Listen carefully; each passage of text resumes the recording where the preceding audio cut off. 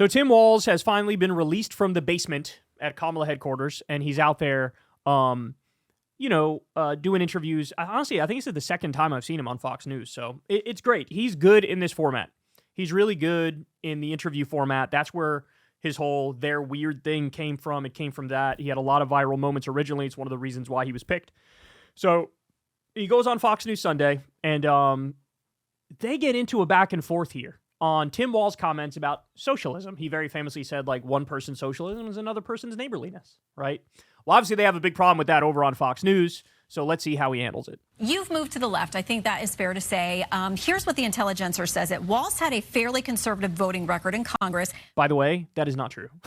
He never had a fairly conservative voting record. Never. They might, wrongly categorize certain things as conservative. Like, for example, he voted against a lot of the Wall Street bailouts, right? And that's they might call that conservative, but I would actually argue that's the left position, right? So that's not even true that, he's really conservative. We'll get more on this in a minute, but here we go. He used that record to win the governorship and then moved sharply left. Here's something that you said weeks ago. Don't ever shy away from our progressive values. One person's socialism is another person's neighborliness. Based. Okay, so Merriam-Webster Dictionary on Socialism says it's a system of society or group living in which there's no private property, or this condition of society in which the means of production are owned and controlled by the state. Did you mean to advocate for that here in the U.S.? No. Shannon, look. Only on Fox News. Hey, Tim Walz, candidate for vice president of the United States in the Democratic Party. Do you want to abolish all private property, bro? Do you want to abolish all private property, bro? Guys, you don't even believe the shit that you're saying. I know you don't believe the shit that you're saying. The idea that anybody running for VP of the United States of America, yes, no more private property at all. It's look, point is, they know this is a hack, got ya type question. All right, let's continue. Republicans oftentimes talk about socialism, and what I would make the case of is we build our roads collectively together. I don't think anybody's arguing that you should have to build your own road from your house to your business place or whatever. So I said this definition that the right uses about this, things that we collectively do together, that look, I believe in moral capitalism. I believe capitalism works and it lifts everyone up, but I also believe you have to make sure that there's things that we collectively do together. We educate our children by using our public schools. We build roads. We do some of the things like public health where we work together. So the point being on this is of trying to divide that, but you certainly can't have a capitalism that says billionaires get everything and the middle class gets nothing. Get him, Timbo. Get him, get him, get him.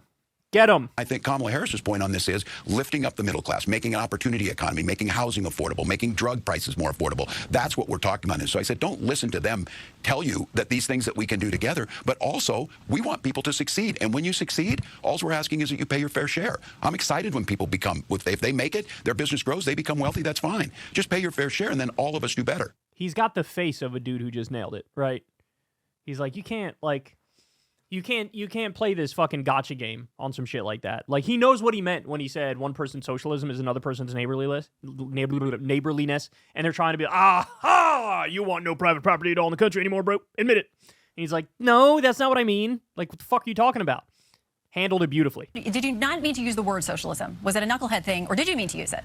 Oh my God. No, it was what the right uses. Would you describe, Shannon, and your viewers, that building roads is socialism? Yes. Just jujitsu'd that bitch right back. No, when I said one person's socialism is another person's neighborliness, I'm saying they attack socialism, right? And what they mean when they do it is all the stuff that we like. They mean Social Security, they mean Medicare, they mean Medicaid, they mean the public roads, he's killing them. That's also not the government controlling all property and means of funding those roads and taking from you. Right. Look at his face. He's like, bitch, what are you saying? You don't have your private funds, although people would argue about taxes. Some people argue that they do feel like it feels confiscatory. Well, no, we made no problem. Look, the point being is Donald Trump says that this is a socialist or Marxist government. Kamala Harris is actually doing just the opposite of that, creating a free economy that works and people can grow into the middle class. So I think the argument here is that just trying to blanket over, most people recognize that the Infrastructure Act is creating massive private wealth because of building that out together. And that's what Kamala Harris has done, understanding that the things that government should do, government can do. The things the private sector can do, they should. Okay. That's a big difference from Donald Trump skewing things towards the wealthy. Oh my God, he killed it. He killed it. He killed it. I mean, look, how many times have I told you guys? There is this sweet little Goldilocks zone for any American politician to run on which is guaranteed to crush the opposition. You ready? I told you before, I'll tell you again. I hope some of you run for office and you do this exact same thing. I want you to proudly hold the label of, I am a moderate. I am a centrist. That's what I am. And then in the next breath, say, that's why I want to do 12 weeks paid family leave and 12 weeks paid sick leave. That's why I want to do free school breakfast and lunch for kids. That's why I want to extend the child tax credit. That's why I want a $20 minimum wage. That's why I want to raise taxes on the wealthy. That's why I want every American to have health care. If you just call yourself a moderate and a centrist in every speech, interview, town hall, rally, etc., but then you list off these super popular policies, then you've already done the work up front so that when anybody tries to aggressively question you and accuse you of being an extremist or whatever, you're like, I don't know what you're talking about. Every day I tell people, I'm a centrist and I'm a moderate. What about this are you not getting? And if you are against my agenda, which I just laid out, you're the extremist. This is all very similar to that kind of a talking point, right? He handled this very, very, very well. Now, to get back to the main point here, right? She's trying to attack him for his comment on, one person's socialism is another person's neighborliness, right? And the way to flip that is to say, what part of this is bad or wrong or extremist, and then list the shit that you did.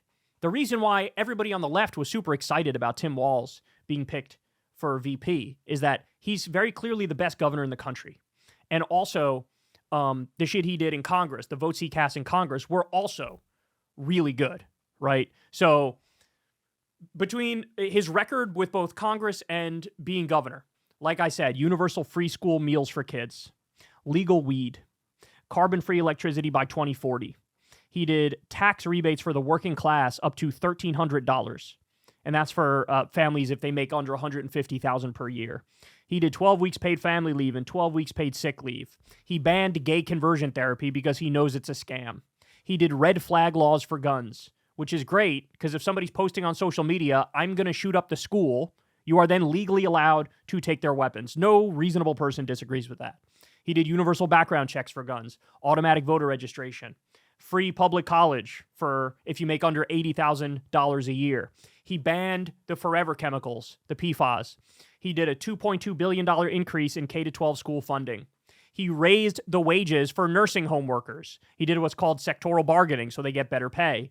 He opposed the Wall Street bailouts in 2008. He voted against outsourcing deals. He codified Roe versus Wade in Minnesota. He did right to repair in Minnesota. He has a 100% rating from Planned Parenthood. He banned the predatory non-compete clauses. He raised the minimum wage for small businesses in Minnesota, raised taxes on multinational corporations, protected gender-affirming care, banned medical providers from withholding health care over debt. He protected construction workers from wage theft. He did a massive Minnesota infrastructure bill. He opposed the Iraq War. He fought the neocons when they tried to bomb Syria twice. He opposed sending weapons to Saudi Arabia because they're doing a genocide in Yemen. So when they say to you, you're an extremist, or how do you square these comments, you flip it back on them and say, which one of these things do you not like? Because if you don't like these things, you're the extremist. You're against the majority of Americans. We're the centrists. We're the moderates. You're the extremists. Here's the shit we want to do. All of these poll massively higher than 50%. So I think he handled that absolutely beautifully. This is why he always should have been out there doing interviews. Always. Send him on CNN and MSNBC and on Fox News, and you should send him on the fucking podcast circuit. He would do great on the podcast circuit.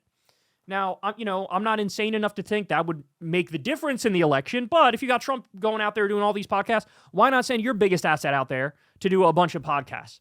So, more of this. This is what we like to see. Hey, y'all, do me a favor and like and subscribe. It helps out big time in the algorithm.